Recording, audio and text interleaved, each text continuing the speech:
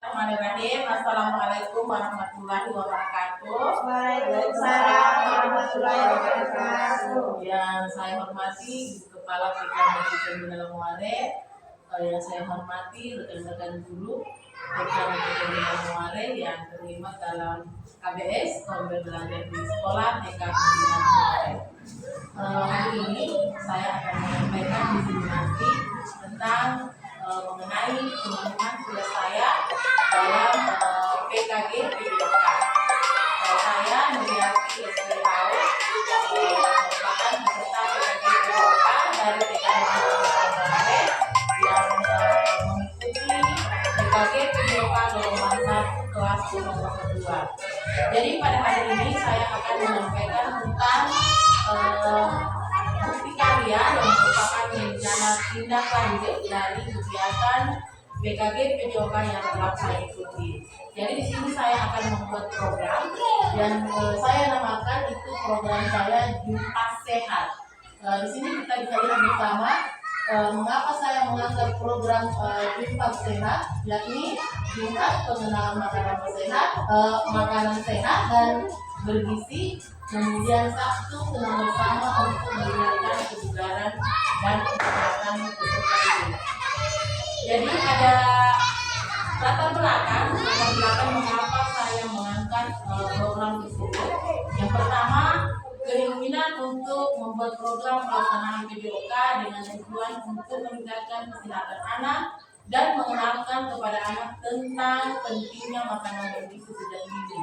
Jadi untuk meningkatkan kesehatan kepada peserta didik kita yang khususnya kita sebagai pendidik PAUD, tidak hanya melalui kegiatan olahraga saja, tetapi hal yang paling utama adalah pentingnya memperkenalkan kepada peserta didik kita tentang makanan yang bergizi. Jadi kita harus memperkenalkan peserta didik tentang bagaimana mengatur pola makan yang sehat. Artinya kita bisa mencanangkan tentang misalnya membawa bekal dari rumah, jadi anak-anak tidak selalu jalan sembarangan. Hal itu merupakan salah satu dasar mengapa agar peserta didik kita itu sehat dan kemudian dengan olahraga yang teratur. Kemudian yang kedua, perilaku peserta didik yang lebih senang dengan gadget, sehingga meminta waktu bermain mereka, sering makan makanan yang kurang bergizi, dan mengurangi keinginan untuk mengkonsumsi makanan sehat. Jadi kan selama ini kita ketahui bersama bahwa anak-anak kita itu sudah lebih senang bermain gadget, bermain HP ya, sehingga mengurangi waktu bermain mereka di luar. Jadi lebih senang di HP tanpa mau bermain untuk bersosialisasi dengan teman-teman mereka di luar sekolah. Kemudian yang ketiga adalah meningkatkan minat belajar dan kepemimpinan peserta didik melalui program yang mengakomodasi voice dan leadership. Jadi yang ingin saya sampaikan di sini, yang mana saya katakan voice dan leadership di sini adalah kita sebagai seorang guru harus mampu merancang suatu pembelajaran yang berpusat pada peserta didik. Nah, yang dimana dikatakan itu kita harus mendengarkan pilihan anak. Jadi dalam merancang sebuah pembelajaran, jangan kita sebagai seorang guru yang merancang pembelajaran itu sendirian. Jadi kita harus memberikan kesempatan kepada peserta didik untuk memberikan pilihan. Jadi kita bisa menyampaikan misalnya ada pilihan, misalnya bermain 4 kali atau bermain bola. Di situ kita bisa memberikan pilihan, karena tidak semua anak itu suka bermain tali, tidak semua anak juga mau bermain bola. Itu yang dikatakan voice, memberikan pilihan kepada anak. Kemudian di sini choice-nya, suaranya. Apa yang dikatakan suaranya atau choice-nya di sini, kita bisa mendengarkan suara anak-anak, keinginan mereka. Mereka ingin bermain apa untuk yang dilakukan dalam pembelajaran PJOK di sekolah TK. Karena kita di TK kan nggak ada guru PJOK. Jadi kita semua guru di sini bisa berperan sebagai guru yang bisa memberikan pembelajaran kegiatan PJOK kepada peserta didik. Jadi PJOK itu tidak hanya bilang olahraga, senang saja, tetapi memperkenalkan makanan bergizi itu juga termasuk dalam PJOK itu sendiri. Untuk pendidikan kesehatan jasmani, olahraga dan kesehatan. Jadi untuk meningkatkan kesehatan itu bukan hanya olahraga, tetapi pola makan yang teratur dan makanan bergizi merupakan salah satunya. Dan itu yang paling penting kita perkenalkan terhadap peserta didik kita, apalagi kita masih mengajar di tingkat PAUD. Nah, kemudian mengapa saya angkat juga di situ, karena kita di TKP Bidang Ulamare memiliki aset atau modal manusia seperti kepala sekolah, kita sebagai guru, anak-anak. Jadi yang dinamakan aset modal manusia itu banyak ya. Jadi itu kita semua warga sekolah itu termasuk dalam aset. Jadi bukan hanya guru, bukan hanya siswa, tetapi di dalamnya ada pengawas, di dalamnya ada peserta didik, di dalamnya ada orang tua murid. Jadi semua orang yang ada di dalam lingkungan sekolah itu merupakan aset manusia. Kemudian kita juga memiliki aset atau modal finansial. Yang mana yang dikatakan modal finansial di sini itu merupakan BOP ya, yang biasa kita terima setiap tahunnya. Karena kan di sini Ibu Kepala sudah mengalokasikan dananya untuk pemberian makanan apa? Makanan sehat untuk setiap peserta didik. Jadi itu yang merupakan yang dikatakan sebagai modal finansial atau aset finansial yang telah di mana kepala sekolah sudah mengalokasikan dananya untuk peningkatan kesehatan peserta didik melalui pemberian makanan sehat. Tentunya akan memberikan kontribusi yang baik terhadap pelaksananya program PBOK di sekolah untuk kita. Jadi saya mengangkat program ini tentunya ada tujuan yang ingin kita capai. Yang pertama salah satunya adalah memberikan pembelajaran PJOK yang berpusat pada peserta didik seperti yang saya katakan tadi, bahwa dalam pembelajaran yang kita lakukan di sekolah, baik itu pembelajaran umum maupun pembelajaran kehidupan, itu harus kita berpusat pada peserta didik. Yang mana dikatakan berpusat pada peserta didik supaya mereka itu lebih memiliki kepemilikan ownership-nya. Yang seperti yang saya katakan tadi, ada choice-nya, ada voice-nya, dan ada ownership-nya. Karena itu kepemilikan. Yang mana yang dimaksud kepemilikan itu artinya di sini peserta didik itu senang mengikuti kegiatan pembelajaran yang dilaksanakan. Jadi dia senang, dia merasa memiliki kegiatannya kegiatan tersebut. Misalnya permainan tari, mereka sangat senang tanpa ada paksaan dari kita sebagai seorang guru.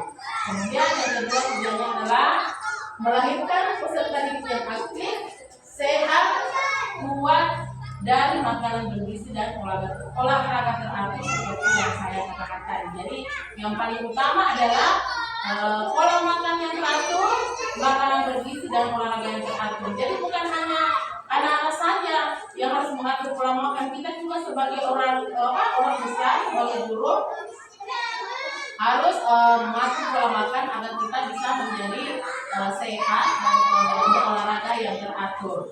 Karena mengapa kita harus mengatur pola makan? Karena terkadang itu anak mengalami obesitas, dan ini akan menimbulkan banyak penyakit terhadap peserta didik kita. Jadi mulai sekarang kita harus menyadari betapa pentingnya kita mengatur pola makan yang sehat. Kemudian yang ketiga adalah menerapkan kebiasaan budaya positif agar dapat melindungi peserta didik yang berprofil dan berprofil pelajar Pancasila. Ini merupakan hal yang utama yang harus kita sampaikan kepada peserta didik kita, yang sejalan dengan tujuan negara kita sebagai budaya timur yang sangat menjunjung tinggi karakter peserta didik kita yang berprofil pelajar Pancasila. Jadi kita setiap saat harus menerapkan kebiasaan budaya positif. Mulai dari yang sederhana saja, hanya mengucapkan salam sebelum masuk ke dalam kelas, mengucapkan terima kasih, kemudian bersikap sopan kalau berada di depan, baik di depan orang tua maupun apalagi kita tidak baik ke orang tua. Kemudian yang keempat adalah mewujudkan pembelajaran yang berpusat pada murid untuk meningkatkan kualitas pembelajaran dan jiwa kepemimpinan peserta didik. Jadi jiwa kepemimpinan saja itu bukan hanya sebagai seorang guru, tetapi sebagai peserta didik. Peserta didik juga harus ditingkatkan jiwa kepemimpinannya. Seperti yang saya katakan tadi, kalau kita harus membuat atau merancang pembelajaran agar peserta didik itu memiliki ownership, sehingga bisa muncul student agency-nya, yaitu jiwa kepemimpinan dari peserta didik itu sendiri. Jadi sehingga kalau kita mengajar, kita tidak terlalu banyak bicara, tetapi yang aktif di sini adalah peserta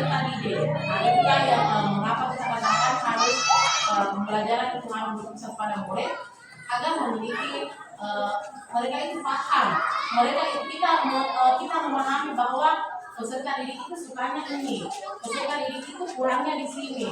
Jadi anak-anak yang kurang mampu jangan kita bilang mungkin dia tidak tahu, tapi disitulah bagaimana kita juga bisa menjadi seorang guru yang reflektif. Jadi jika anak-anak kita tidak tahu tentang pembelajaran yang kita berikan, yang kita sampaikan, misalnya tidak sesuai dengan kita, jangan kita selalu menganggap kalau anak-anak itu yang tidak mampu. Tapi dari pembelajaran PBOK yang telah saya ikuti selama ini, di sini saya mulai menyadari bahwa kita seorang guru harus menjadi seorang guru yang reflektif, yang harus merefleksi semua hasil pembelajaran yang kita laksanakan. Jadi misalnya hanya sebagian kecil yang mampu mengetahui apa yang kita sampaikan. Nah, kita harus mengetahui, kita harus tahu bahwa saya kurangnya di sini. Saya harus memperbaiki cara mengajar saya. Mungkin kayak mengajar saya yang salah. Jadi jangan selalu menyalahkan peserta didik yang ada di sekolah. Kita juga harus merefleksikan diri. Kemudian hasil dari refleksi itulah yang menjadi dasar bagi kita untuk menjadi seorang guru pembelajar. Mengapa saya katakan kita harus menjadi seorang guru pembelajar? Agar kita tetap bisa meningkatkan kompetensi kita sebagai seorang guru. Tentunya untuk meningkatkan kualitas pembelajaran di sekolah kita. Kemudian selanjutnya di sini ada capaian program. Nah, apa yang saya katakan di sini bahwa pembelajaran PJOK yang melibatkan KBS, yakni komunitas belajar siswa, mewujudkan peserta didik yang sehat dan kuat serta pembelajaran yang berpusat pada peserta didik untuk mewujudkan jiwa kepemimpinan pada peserta didik atau predidik. Nah, jadi kita sebagai seorang guru harus senantiasa merancang sebuah pembelajaran yang berpusat pada peserta didik. Jangan kita merancang pembelajaran hanya sesuai dengan keinginan kita saja.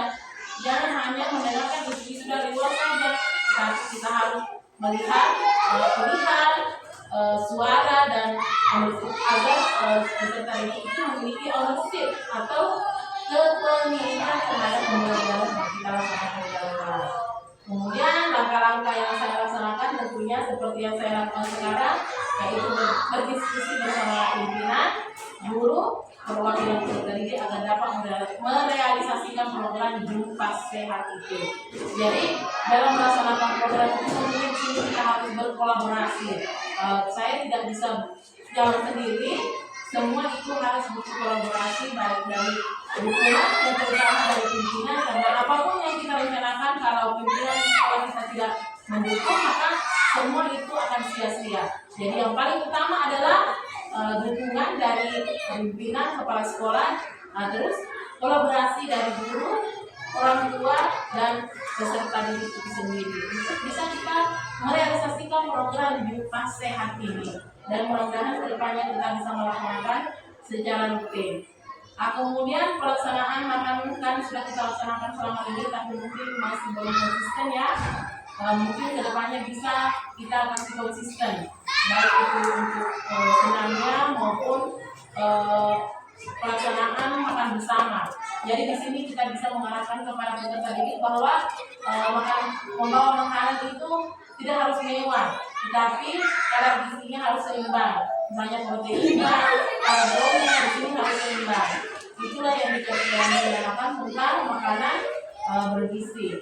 Kemudian yang ketiga hasilnya sejalan dengan capaian, yakni tentunya apa yang kita laksanakan di sini sesuai dengan niat saya di awal adalah untuk meningkatkan kesehatan dan kebugaran peserta didik kita.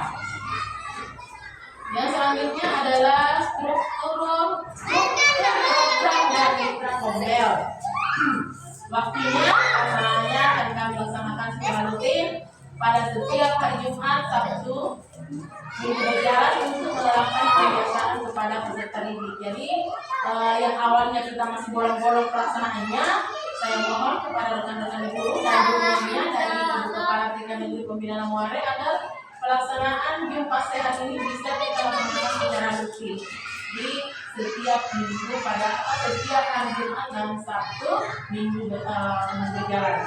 Kemudian tempatnya tentunya dilaksanakan di kelas. Bisa kan di kelas, kemudian di tempat bermain. Ini tempat bermain itu di gor karena kita memiliki aset lingkungan yakni gor yang paling aman untuk bisa digunakan oleh peserta didik melaksanakan pembelajaran PJOK. Kemudian targetnya semua peserta didik di TK Negeri Pembinaan Muara yang berjumlah kurang lebih 64 orang yang terdiri dari kelompok A dan berusia 4 sampai 5 tahun dan kelompok B dengan rentang usia 5 sampai 6 tahun. Jadi tempat yang tepat untuk memperkenalkan pola makanan sehat dan makanan bergizi adalah kita. Kita seorang guru yang berada pada fase fondasi yang menerapkan segala-galanya dari awal. Jadi hanya untuk pola makanan sehat kita yang paling tepat di sini yang kita makan agar mereka bisa bawa ke sampai mereka besar nanti dan menjadi kebiasaan. Kemudian di sini ada peran komunitas belajar dan rekan sejawat. Kemudian di sini adalah komunitas belajar sekolah. Jadi mungkin selama ini kita katakan komunitas belajar itu seperti apa? Ini sudah komunitas. Mungkin kita di teras itu berarti komunitas katanya sudah jalan seperti itu. Jadi mungkin yang awal-awalnya kita masih bingung tentang komunitas belajar di sekolah itu, jadi tidak harus dilaksanakan secara resmi, tetap berada di bawah komunitas di bawah sekolah pun itu kita sudah melaksanakan formel atau komunitas belajar di sekolah. Dan itulah yang menjadi mitra utama kita dalam pelaksanaan dan dievaluasi oleh semua rekan guru. Jadi jangan hanya satu orang saja, tetapi kita harus berkolaborasi di sini. Misalnya satu orang lupa untuk misalnya masyarakat Bombay, mungkin rekan guru yang lain, ayo kita kerja kita bagaimana peserta didik kita apanya yang kurang. Di situ kita berdiskusi bagaimana cara kita agar peserta didik itu bisa memahami apa yang ingin kita sampaikan dan apa tujuan pembelajaran yang kita inginkan. Kemudian aset. Jadi di sini di sekolah kita kan memiliki banyak aset yang kapasitas sekolah. Yang pertama seperti yang saya katakan tadi bahwa kita di sini ada aset manusia seperti kepala sekolah, pengawas, rekan guru, orang tua dan peserta didik. Kenapa saya katakan pengawas? Karena kan beliaulah yang memantau kita tentang baik itu dari segi administrasi kepala sekolah maupun proses pembelajaran di kelas. Kemudian ada modal fisik yakni UKS yang digunakan sebagai tempat pertemuan pertama. Kemudian ada toilet. Jadi itu toilet juga termasuk aset karena memberikan kenyamanan kepada kita sendiri sebagai seorang guru maupun peserta didik. Kemudian ruang kelas yang biasa digunakan untuk proses pembelajaran. Kemudian modal sosial seperti tata tertib yang dapat dipedomani oleh peserta didik. Jadi misalnya kayak kita suka melaksanakan hanya kesepakatan kelas, nah itulah yang disebut sebagai modal sosial. Kemudian yang selanjutnya ada modal politik. Nah, jadi modal politik itu kan pilkada ya, tapi kerjasama dengan puskesmas itu namanya modal politik. Kenapa kita katakan di sini? Karena kan memang selama ini kita kerjasama dengan puskesmas dalam pemberian vitamin. Bisa kita baca sendiri, ada pengukuran tinggi badan, penimbangan berat badan, dan kita juga kerjasama dengan dinas pendidikan dalam rangka pelaksanaan workshop untuk peningkatan kompetensi guru, khususnya dalam pendidikan PJOK seperti yang telah saya jalani. Jadi karena kita kan kerjasama dengan dinas pendidikan, akhirnya saya juga bisa terpanggil untuk mengikuti pendidikan PJOK dan bisa merancang suatu program, yakni program Jumpa Sehat, yang tentunya ini harapan kita bersama untuk menjaga kesehatan dan kebugaran peserta didik. Kemudian yang selanjutnya adalah modal atau aset finansial, yakni ada dana BOP yang penggunaannya telah dialokasikan untuk pengadaan makanan sehat, makanan tambahan serta alat-alat olahraga, misalnya membeli bola atau membeli tali, seperti yang telah kita laksanakan selama ini. Kemudian lingkungan alam seperti di samping sekolah kita kan ada gor yang bisa digunakan merupakan tempat yang aman yang bisa kita gunakan peserta didik dalam pembelajaran PJOK itu sendiri. Kemudian ada modal agama atau budaya seperti penerapan budaya positif yang tentunya bertujuan untuk meningkatkan karakter peserta didik. Misalnya ada 5S, yaitu banyak anak yang selalu maunya harus senyum kalau kita belajar, harus saling menyapa, santun, sopan. Kemudian 4 kata ajaib, biasakan mengucapkan kata tolong, terima kasih, maaf, permisi untuk memperbaiki perilaku dan anak-anak. Kemudian yang selanjutnya adalah rencana evaluasi. Nah, di sini ada rencana evaluasi. Tentunya ini adalah saya membutuhkan kolaborasi dari rekan-rekan guru, khususnya ibu kepala sekolah. Tapi yang bisa kita lakukan adalah ya seperti ini, bersama pimpinan rapat apa yang kita laksanakan, apakah berhasil, apakah disenangi oleh anak-anak. Nah, di situ yang bisa menjadi pertimbangan atau refleksi bagi kita semua. Kemudian evaluasi program juga bisa dilaksanakan melalui wawancara langsung kepada peserta didik, karena untuk memberikan misalnya angket itu belum bisa dibaca. Jadi mungkin kalau kita di TK itu wawancaranya secara langsung saja. Nah, kemudian selanjutnya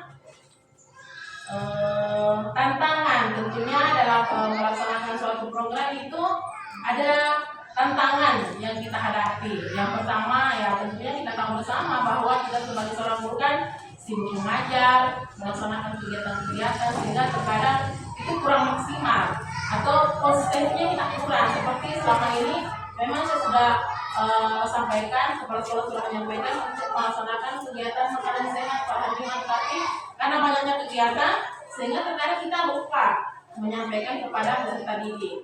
Nah, kemudian sebagian kecil peserta didik PAUD kadang tidak konsisten. Jadi banyak anak orang tua juga yang tidak menyadari betapa pentingnya pendidikan di PAUD itu, sehingga mereka enggan atau kadang tidak konsisten untuk membawa anak datang ke sekolah. Kemudian sebagian peserta didik juga terkadang lupa kalau setiap hari Jumat itu harus membawa bekal dengan komponen gizi yang seimbang. Nah, tentunya di balik tantangan itu pasti ada solusi yang bisa kita laksanakan, yakni yang pertama itu mengatur jadwal pelaksanaan program agar tidak mengganggu aktivitas guru yang bertugas. Kemudian berkolaborasi juga agar kita saling mengingatkan, jadi hanya guru yang satu tidak lupa, mungkin bisa diingatkan oleh guru yang lainnya. Kemudian sekolah dapat berkolaborasi dengan pemilik kantin. Jadi ini saya menawarkan kepada ibu kepala sekolah dan rekan guru untuk saya berharap agar kita bisa berkolaborasi dengan pemilik kantin sekolah untuk menyiapkan paket makanan bergizi. Jadi misalnya kita sudah konsisten melaksanakan, kadang ada orang tua yang lupa. Jadi misalnya kan setiap hari Jumat kantin kan sudah melaksanakan apa, menyiapkan makanan itu, misalkan paketnya kita beli. Jadi dengan harga tentunya yang sangat terjangkau. Sudah ya, ini yang terakhir, terima kasih. Tetapi sebelumnya saya ingin menyampaikan bahwa setelah saya mengikuti pendidikan PJOK ini, banyak sekali hal yang penting yang saya dapatkan, yakni bagaimana kita menjadi seorang guru yang reflektif.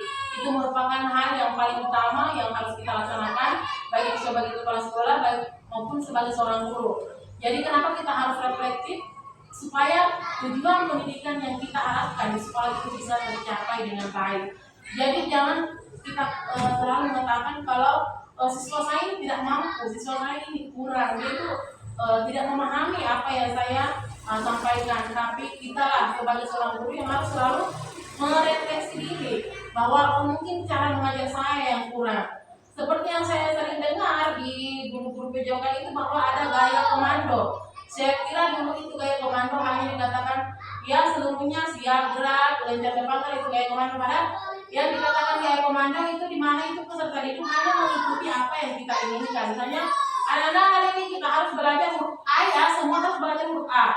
Nah, jadi kita sebagai seorang guru tidak boleh mengatakan seperti itu. Tetapi jangan mungkin kita bisa mengkolaborasikan gaya komando atau dengan gaya-gaya mengajar lainnya yang bisa membuat peserta didik itu lebih senang dalam mengikuti kegiatan pembelajaran.